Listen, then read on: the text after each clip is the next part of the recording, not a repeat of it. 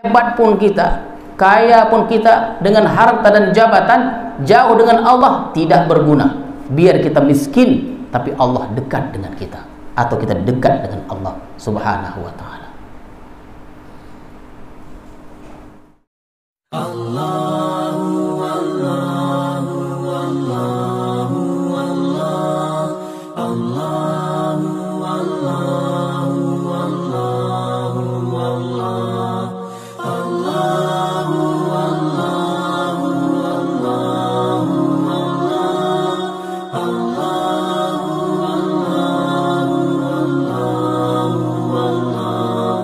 Allahu Allahu Allahu Allahu Al-Fatihah.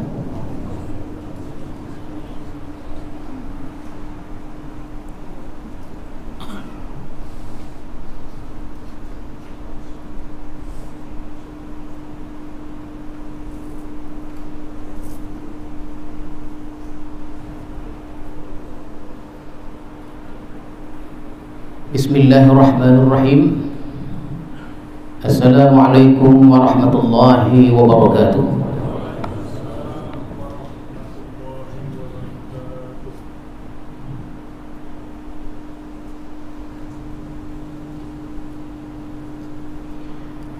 Alhamdulillahi rabbil alamin, wassalatu wassalamu ala asyrafil anbiya wal mursalin wa ala alihi wa sahbihi ajma'in, amma ba'du.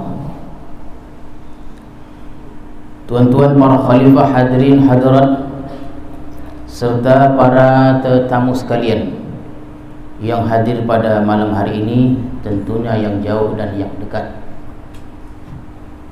Marilah kita bersyukur kepada Allah yang telah melimpahkan rahmat dan kurnia-Nya kepada kita semua, sehingga pada malam hari ini kita dapat melaksanakan salat maghrib berjamaah di madrasah ini. Salawat dan salam kita ucapkan dan kita sampaikan kepada Rasulullah sallallahu alaihi wasallam beserta keluarga, para sahabat dan para pengikut-pengikut beliau. Mudah-mudahan kita mendapat syafaat beliau di hari kemudian nanti. Amin ya rabbal alamin.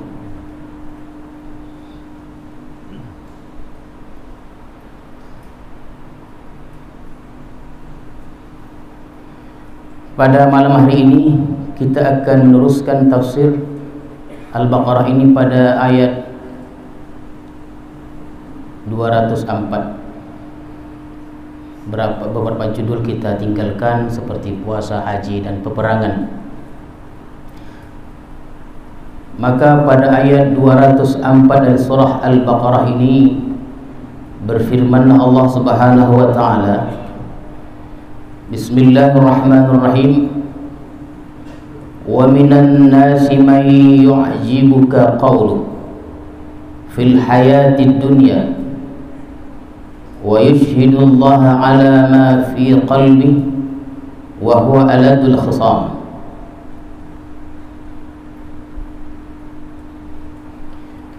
Dan setengah dari manusia ada yang menarik hatimu kata-katanya dari hidup di dunia, dan menjadikan Allah atau dijadikannya Allah saksi atas apa dalam hatinya. Wa huwa aladul khisam, padahal dia sejahat-jahat musuh. Itulah hadirin sekalian arti atau terjemahan dari ayat yang saya bacakan tadi.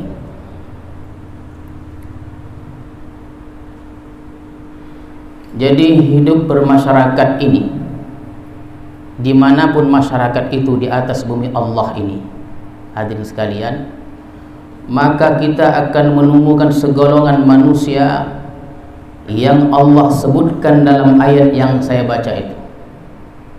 Itulah di masyarakat. Ya, dalam masyarakat itu, dimanapun kita berada, di tempat kita bermasyarakat itu, kita akan menemukan golongan-golongan yang Allah sebutkan dalam ayat ini. Apa kata Allah? Wa minan nas, dan setengah dari manusia itu, dalam masyarakat itu, may yu'jibuka qawlu, ada yang menarik hatimu kata-katanya tentang atau dari hidup di dunia ini. Kata-katanya sangatlah indah, tutur katanya itu sangatlah indah, mulutnya sangatlah manis, seakan-akan dia mempunyai cita-cita yang baik atau maksud-maksud yang baik fil hayatid dunya.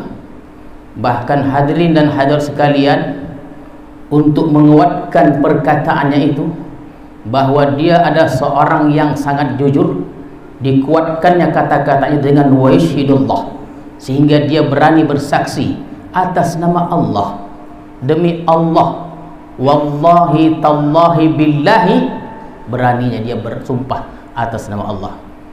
Supaya apa? Tidak cukup dengan kata-kata indah itu, mulut yang manis itu tidak cukup menurutnya, mesti dikuatkan dengan bersumpah atas nama Allah. Wa yashhadullah ala ma fi qalbi. Padahal kata Allah, wa huwa aladul khisam, padahal dia adalah sejahat-jahat musuh. Jadi hadirin dan hadirat sekalian, jangan kita cepat percaya terhadap mulut manis itu, karena lidah tidaklah bertulang. Bahkan seseorang boleh memutar-mutar lidahnya menurut keadaan. Seseorang itu boleh memakai lidah 1001 lidah dengan 1001 persoalan. Itulah, dengan tumpahan air mata contohnya, dengan segala kesedihannya mengadu pada kita, sehingga kita terbuai dengan tumpahan air mata itu dan tumpahan kesedihan itu. Tunggu dulu, kita khawatir yang menumpahkan air mata itu dan yang menumpahkan kesedihan itu termasuk firman Allah. Dia termasuk dalam firman Allah yang Allah sebutkan wahwa aladul khisam.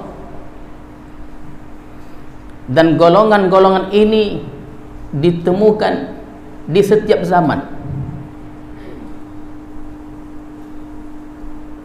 Bahkan kata Allah, wa idza tawalla. Tawalla ini ada dua makna. Tawalla itu arti yang pertama adalah berpisah, yang kedua adalah berkuasa.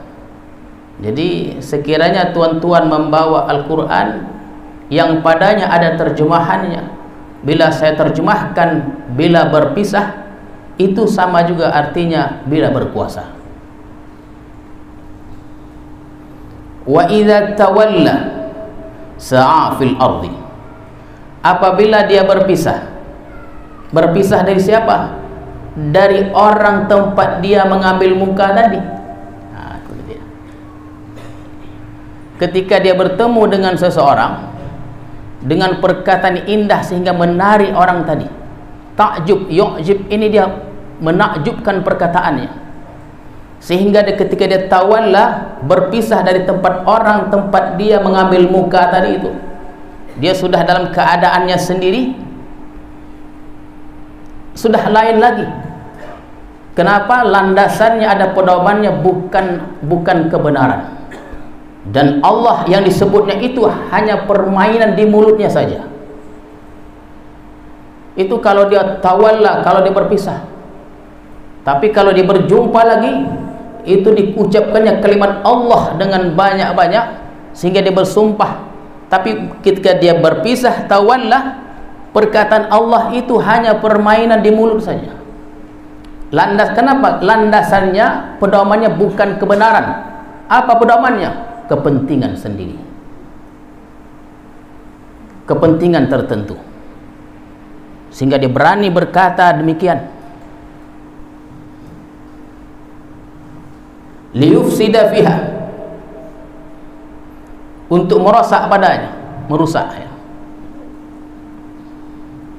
wa yuhlikal hartha wan nas, dan membinasakan al-harth. Harth ini boleh kita terjemahkan pertanian, wan nasla ini adalah peternakan, tetapi kebanyakan di terjemahan itu nasl ini adalah keturunan.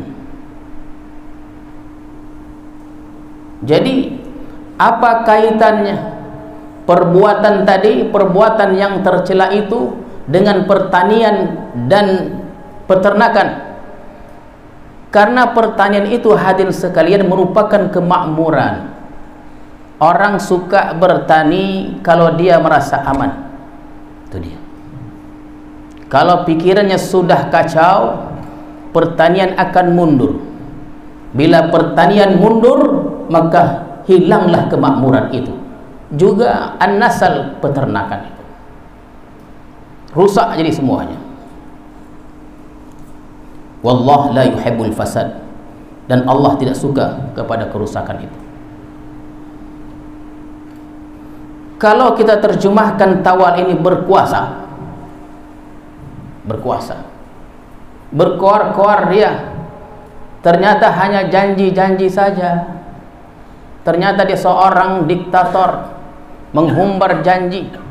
Semakin parah, semakin terpuruk sebuah negara itu, semakin hebat janji-janjinya. Padahal tidak ada. Jadi janji-janji ini hanya merusak.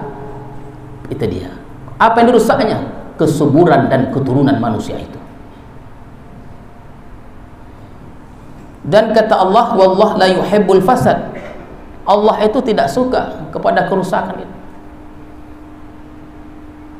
Terkadang kita terpana, terbuai, bahkan tertipu dengan rayuan itu dan kata-kata indah itu. Lisan ini boleh menjadikan dua negara berperang. Tidakkah kita ingat cerita Nabi Sulaiman ketika didatangi di orang perempuan yang kedua-dua perempuan itu mengakui anak itu adalah anak mereka? Tidak terpikir oleh seorang pun pada saat itu bagaimana cara Nabi Sulaiman menghukum. Bagaimana caranya? Dua-duanya sama. Dua-duanya mengaku bahwa anak itu anak mereka. Dua-duanya menangis sejadi-jadinya, menangis tidak menentu, mempertunjukkan bahwa itu adalah anak mereka. Bagaimana kita boleh menghukum sehingga anak yang mereka katakan itu anak mereka betul anak mereka dari salah satu perempuan itu? Sama tangisannya, aduannya sama. Aduannya apa? Itu adalah anakku. Mudah Nabi Sulaiman. Letakkan bayi itu di atas meja. Ambil pedangku, biar ku belah menjadi dua. Yang sebelah untuk betina kau, yang sebelah untuk betina kau. Terkejut. Orang tak menyangka. Maka perasaan seorang ibu yang tahu, perasaan seorang ibu yang pernah melahirkan anak dan tahu nalurinya itu anak dia, dikatakan kepada Nabi Sulaiman, wahai Nabi Allah, jangan engkau belah, jangan cincang anak itu, kau berikan dia kepada perempuan itu. Maka tahulah Nabi Sulaiman, yang mengalah itulah ibu kandung yang sebenarnya. Maka dihukumlah perempuan yang satu lagi. Hampir tertipu. Kenapa? Manisnya mulut. Ingatlah, lidah tidak bertulang.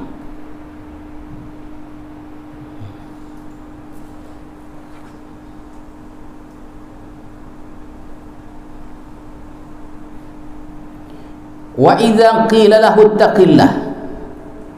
Jadi perangai sifat yang kita sebutkan tadi, bila kita berikan nasihat kepadanya ittaqillah, apabila dikatakan kepadanya qilalah ittaqillah, takutlah kepada Allah, berubahlah, jangan begini, ittaqillah.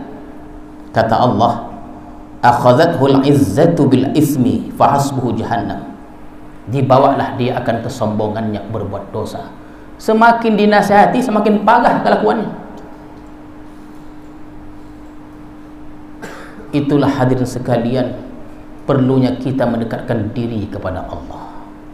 Kita bangun hubungan baik dengan Allah. Jangan terbiasa kita dimulia-muliakan, bahaya. Kalau kita terbiasa dimulia-muliakan, kalau kita tidak pandai-pandai menitinya, nanti kita diberi saranan, teguran, malah menonganya. Karena segala perbuatan kita, keputusan kita ambil, kita pandang adalah keputusan yang tepat. Tunggu dulu. Nabi saja sallallahu alaihi wasallam, kalau beliau ingin memutuskan satu perkara penting, beliau panggil sahabatnya, terutama Abu Bakar dan Umar. Bagaimana pandangan engkau berdua, wahai sahabatku? Hidup dalam masyarakat ini lain. Sering saya sebutkan, terkadang kita tidak sadar mana ujung, mana pangkal, atau mana pangkal, mana ujung. Tak tahu kita. Tiba-tiba benang itu sudah kusut saja. Dan kalau kita tidak hati-hati memperbaiki benang yang kusut, benang itu akan putus. Dan tidak semua manusia itu baik. Kalau manusia di dunia ini baik semuanya, bukanlah manusia, bukanlah dunia. Maka selagi kita hidup di negeri ini, selagi itulah ada kejahatan dan kebaikan, pertembungan peperangan di antara hak dan yang batil. Itulah dunia. Makanya Rasulullah SAW dan Allah Subhanahu wa ta'ala, hadirin sekalian, Allah sebutkan fatabayyanu, itu penting kali. Fatabayyanu, tabayyun, itu dia. Terkadang kita bercerita bersama keluarga kita, seorang ayah, seorang ibu dengan 3 orang anak, ya, bercerita, bersembang lah begitu cerita, bercerita. Kita belum keluar dari rumah itu, tapi cerita yang kita ceritakan berlima keluarga itu sudah sampai ke masyarakat. Tuan-tuan mesti tahu bahwa dinding-dinding itu mendengar perkataan. Boleh jadi dinding itu atau angin itu memberi pengkabaran kepada masyarakat tentang cerita yang kita ceritakan itu. Heran kita. Mulailah saling tuduh menuduh.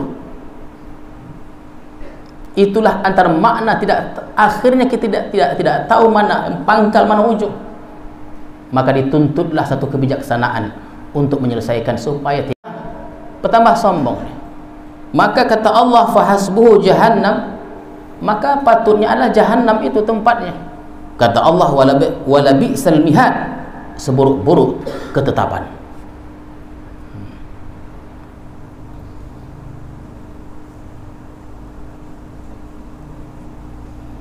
Wa minan nasi may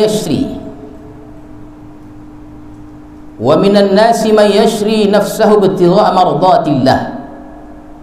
Dan setengah manusia, tadi di atas setengah manusia juga, yang sekarang ini Allah sebutkan, dan setengah dari manusia ada yang menjual dirinya, yashri nafsahu ibtigha'a mardatillah, dia jual dirinya untuk mengharapkan ridha Allah Subhanahu wa ta'ala.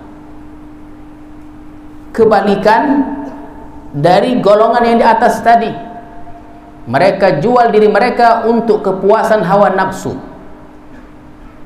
Mereka jual diri mereka untuk kepuasan hawa nafsu, kepuasan dunia yang sementara ini, yang kata Allah fana, binasa. Tapi ada golongan mereka jual diri mereka untuk mencapai ridha Allah Subhanahu wa ta'ala.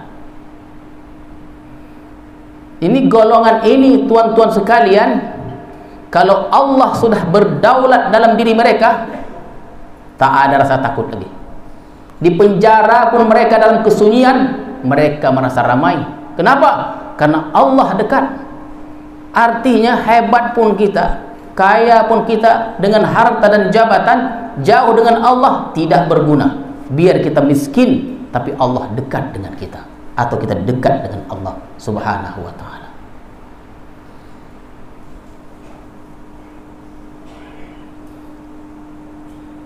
Orang-orang yang menjual dirinya untuk mencapai ridha Allah bukan mudah. Tidakkah kita ingat ketika perang Tabuk itu pasukan Romawi menunggu 200.000 orang di Tabuk. Itu akhir-akhir sebelum akhir-akhir umur Rasulullah itu. Menunggu 200.000 pasukan yang terlatih dengan bala tentara yang cukup hebat. Kita ini mungkin 30.000, dan itu biasa. Dan perang Badar saja 300 orang berhadapan 1.000, menang 300. Jadi kemenangan itu bukan diukur dengan alat dan kecanggihan, bukan. Alat yang sebenarnya adalah iman kepada Allah. Itu alatnya. Jadi dipersiapkanlah segala sesuatunya untuk ke Tabuk. Ke Tabuk ini bukan seperti ke Besilam, ke Tanjung Pura, dokek jalan kaki sampai. Ini bermil-mil. Setelah ditengok, dicek, ternyata pada saat itu terjadi kemarau di Madinah. Jadi panen pun kurma ini tidak ada. Bahkan kurma-kurma yang tidak berkualitas terpaksa dibawa itu. Maka diumumkanlah kepada sahabat-sahabat, mungkin di antara sahabat ingin menafkahkan hartanya di jalan Allah untuk membantu perang ini. Tampillah Abu Bakar Siddiq.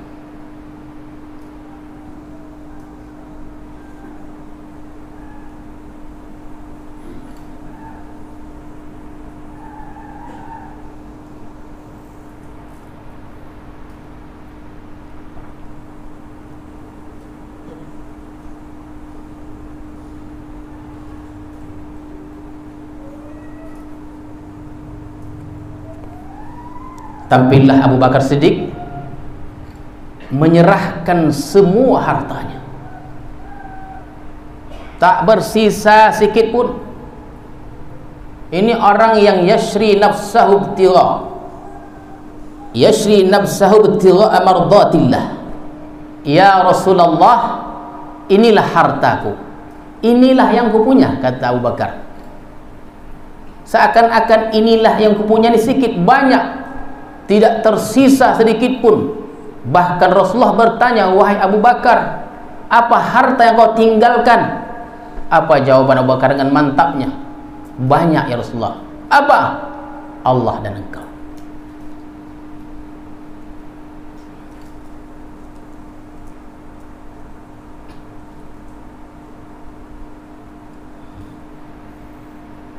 Allah dan engkau, itulah hartaku. Sebab harta yang kita miliki pemberian Allah. Harta yang kita miliki, apa saja bentuk harta itu pemberian Allah, diserahkannya kepada Rasulullah. Yang tersisa banyak, Allah dan engkau ya Rasulullah.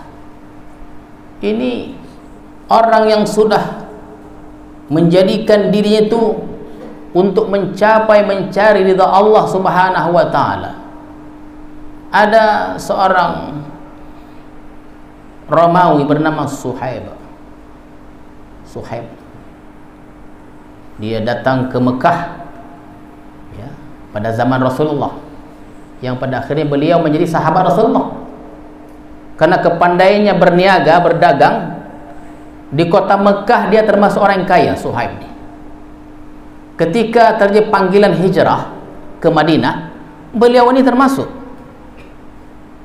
Sehingga orang-orang kaum kafir Quraisy berkata kepada Suhaib, karena mereka tahu Suhaib ini akan hijrah juga.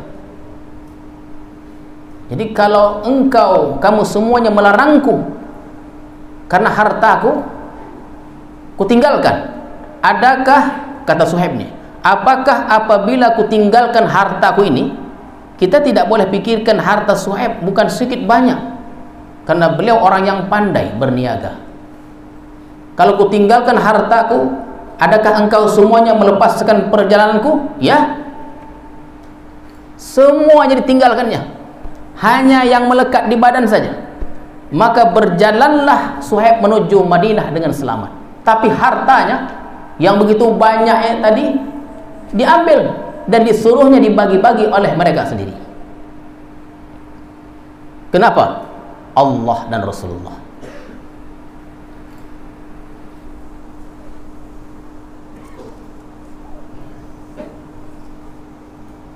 Wallahu raufun bil ibad. Dan Allah ini maha penyantun kepada hamba-hambanya. Atau Allah kepada hamba-hambanya maha penyantun. Maha penyantun Allah ini.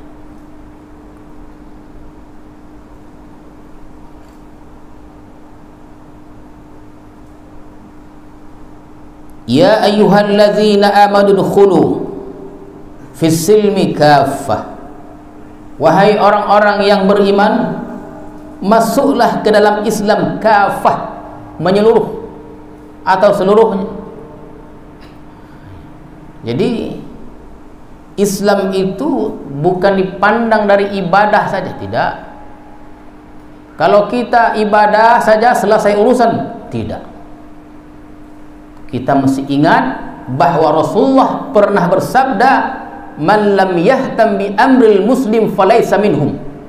Barang siapa yang tidak memikirkan urusan orang Islam, bukan dari golongan mereka. Jadi kalau kita sur saja, kata orang kita lah ya, sur saja dengan kita, oh tak boleh. Kita ada jiran kanan, jiran kiri. Kita ada jiran depan, ada jiran belakang. Itu yang dekat. Ada jiran jauh, itu masyarakat itu.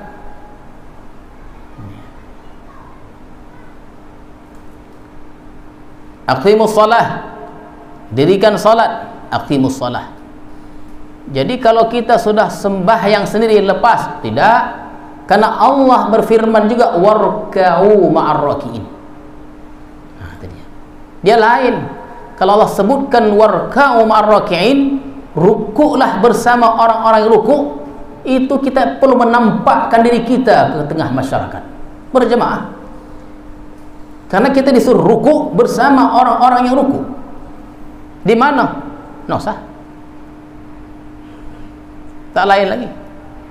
Itulah salah satu cara meningkatkan hubungan baik dengan Allah Subhanahu wa ta'ala. Jadi hadirin sekalian, kalau kita tilik dari apa nih? Kafah nih. Jadi Islam itu dia bukan dari segi ibadah saja, bukan. Islam bukan bicara aspek ibadah, tidak. Islam bicara juga tentang muamalah, pergaulan, muamalah. Bicara tentang aspek politik, Islam bicara aspek ekonomi, sosial kemasyarakatan, hubungan antar pribadi, antar keluarga, masyarakat, dan bahkan hubungan antar negara. Itu semuanya ada dalam Quranul Karim. Itu maknanya kafah. Nah, jadi contoh yang terbaik Islam itu kafah Rasulullah sallallahu alaihi wasallam. Kita tidak akan mendapatkan celah kelemahan Rasulullah. Kalau ada yang mendapat kelemahan Rasulullah, orientalis, bukan seorang muslim sejati, tidak. Muslim pun dia orientalis. Takkan kita dapatkan celah kesalahan Rasulullah sallallahu alaihi wasallam dalam praktek Islamnya kafah, menyeluruh. Dalam ibadahnya tidak ada yang menandingi Rasulullah. Dalam perangnya beliau seorang pemberani. Dalam bersihnya itu beliau, tuan-tuan sekalian, berjalan 100 meter orang masih mencium bau Rasulullah. Dalam kasih sayangnya tak ada tandingan. Ingin saya ceritakan satu cerita, walaupun ada riwayat mengatakan riwayat ini palsu. Tapi jangan kita tinjau palsunya, kita tengok riwayatnya dulu. Memang ada mengatakan ini palsu, dikatakan riwayat oleh Syiah katanya. Mari kita tengok riwayat palsu ini. Apa yang boleh kita ambil intisari dari riwayat ini tentang kelemah lembutan Rasulullah. Di Madinah itu ada diceritakan bahwa seorang Yahudi buta, kerjanya setiap hari mencaci maki Rasulullah. Dikatakannya bahwa Rasulullah seorang penipu. Bukan Rasul, dia Muhammad, penipu katanya. Setiap hari Yahudi buta ini mencaci Rasulullah. Setiap hari juga Rasulullah menyuap makanan ke mulut orang yang mencaci Rasulullah tadi. Kalau kita dicaci, hendak kita menjawabnya.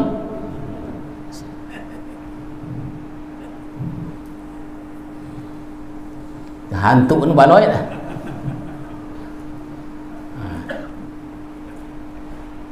Disuap Rasulullah. Caci. Dah habis itu caci. Ketika Rasulullah wafat, teringatlah Abu Bakar akan perbuatan Rasulullah ini. Bahwa Rasulullah pernah, bukan pernah, memberi makan, menyuap Yahudi buta itu. Maka pada hari itu pergilah dia, tuan-tuan sekalian, menyuap ke mulut Yahudi tadi. Jadi akhirnya Yahudi tadi refleks, dia menghindar. Siapa engkau? Aku Abu Bakar. Yang biasa menyuap padaku siapa? Rasulullah. Menangis. Kenapa? Ketika disuap Abu Bakar, yang Abu Bakar ini terkenal lemah lembutnya menyuap uang.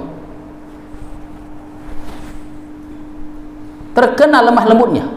Begitu lembutnya Abu Bakar menyuap makanan ke mulut Yahudi, Yahudi dapat membedakan betapa lembutnya orang yang menyuap sebelumnya. Itulah Rasulullah. Itu kafah tuh. Itu kafah. Jadi kebersihan tiada tandingan. Kerapian, jangan coba-coba menangi Rasulullah. Bab ibadah, beliaulah sepanjang sejarah kemanusiaan manusia yang paling dipuji oleh Allah. Innaka la'ala khuluqin azim. Kalau kita hadir sekalian hidup di zaman Rasulullah, ingin melihat Quran berjalan, lihatlah Rasulullah. Karena Aisyah pernah ditanya bagaimana akhlaknya, khuluquhul Quran. Akhlak Rasulullah itu adalah Al-Quran. Jadi kalau Quran berjalan itu, itulah Rasulullah. Jadi pantas kita dalam setiap salat kita, Allahumma salli ala Sayyidina Muhammad.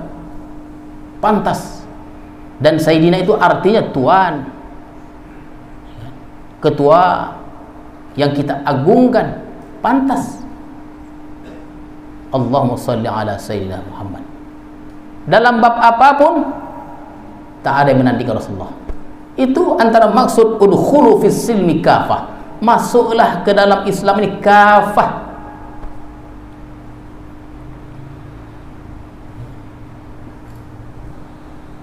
Wala tattabi'u khutuwatis syaitan. Dan janganlah ikuti jejak-jejak syaitan.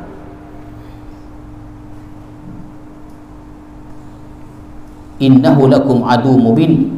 Sesungguhnya dia bagi kamu adun mubin, musuh yang nyata. Fa in zalaltum min ba'di ma ja'atkumul bayinat. Maka apabila kamu tergelincir min ba'di ma ja'atkumul bayinat, setelah datang kepadamu penjelasan-penjelasan, fa'lamu annallaha azizun hakim. Jadi hadirin sekalian, kalau sudah datang penjelasan-penjelasan kepada kita, penjelasan apa? Penjelasan yang dijelaskan oleh muallim-muallim kita dulu, muallimah kita dulu, guru-guru kita, ustaz-ustaz kita menjelaskan dengan sejelas-jelasnya tentang hukum halal dan haram, sudah jelas. Janganlah ikut khutuwat tadi, langkah-langkah syaitan tadi. Dan syaitan ini kerjanya adalah tidak ada yang baik, semuanya buruk. Nafsu tadi itu pernah saya sebutkan, nafsu ini tugasnya dua saja. Dua, menyuruh orang berbuat kejahatan dan menyuruh kebaikan. Itu nafsu. Nafsu menyuruh kejahatan, itulah konyol. Nafsu juga menyuruh kebaikan. Kalau tak bernafsu gitu, macam mana kita nak berbuat baik? Nafsu, ada dorongan nafsu. Tapi kita mesti ingat, kalau saya katakan bahwa nafsu menyuruh juga kita untuk taat dan berbuat baik, maka apabila kita berbuat baik, apabila kita berbuat taat, tinjaulah ketaatan, kebaikan yang kita buat. Kenapa? Karena boleh jadi di situ ada kepentingan nafsu. Ini berbuat baik kita nafsu, berbuat taat kita begitu juga. Tapi apabila kita berbuat taat, tinjaulah ketaatan kita itu. Kenapa? Karena boleh jadi ketaatan yang kita buat, kebaikan yang kita persembahkan, ternyata di sana ada kepentingan nafsu. Kalau ada kepentingan nafsu, payah nak diterima amal ibadah kita. Karena amal ibadah kita bukan untuk manusia, untuk Allah Subhanahu wa ta'ala. Itulah kepentingan nafsu. Disuruhnya kita, disuruhnya. Tapi di situ ada kepentingan dia. Kalau kita terlena, tidak kaji, terbuai kita. Sur aja. Kita pandang kita sudah beribadah, ternyata kita menderhakai Allah Subhanahu wa ta'ala.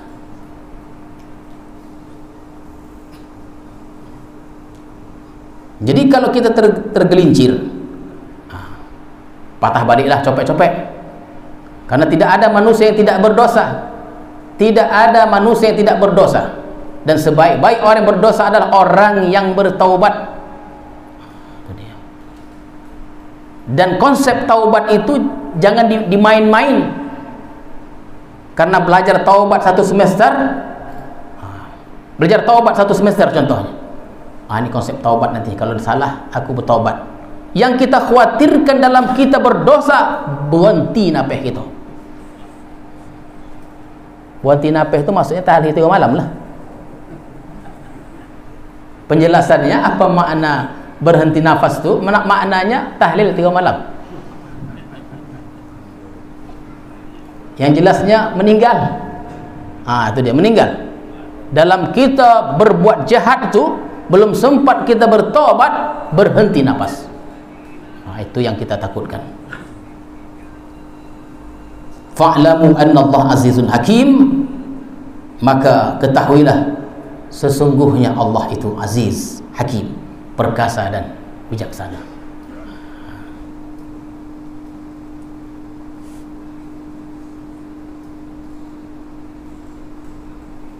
Jadi dia hadirin dan hadirat sekalian, mudah-mudahan kita dalam beramal ibadah ini, kita berharap bahwa amal ibadah kita itu diterima oleh Allah Subhanahu wa ta'ala. Diterima. Karena yang kita harapkan itu adalah ibadah yang diterima. Kan begitu deh. Itu yang kita harap, ibadah yang diterima. 1000 rakaat kita solat tapi tidak ada kualitasnya, hello 2 rakaat tapi ada kualitasnya. Gitu dia. Itu kan pernah kita contohkan bahwa itu sembahyang sunat subuh itu pahalanya adalah dunia dengan segala isinya. Hebat itu sembahyang yang diterima. Ya, jangan main-main. Sembahyang yang diterima pahalanya dunia dengan segala isinya. Tapi saya sudah biasa 1000 rakaat Ustaz. Silakan. Kenapa? Di antara rakaat-rakaat itu hadir hati dan melatih hati kita untuk terus ibadah kepada Allah Subhanahu wa ta'ala. A'udzubillahi minasyaitonir rajim. Bismillahirrahmanirrahim. Allahumma ij'al jam'ana hadza jam'an marhuma wa tafarruqana min ba'di tafarruqan ma'suma. Allahumma zidna ilma warzuqna fahma walhiqna bis-salihin. Rabbana taqabbal minna du'ana innaka antas samiul alim wa tub 'alaina innaka antat tawwabur rahim. Walhamdulillahi rabbil alamin. Assalamualaikum warahmatullahi wabarakatuh.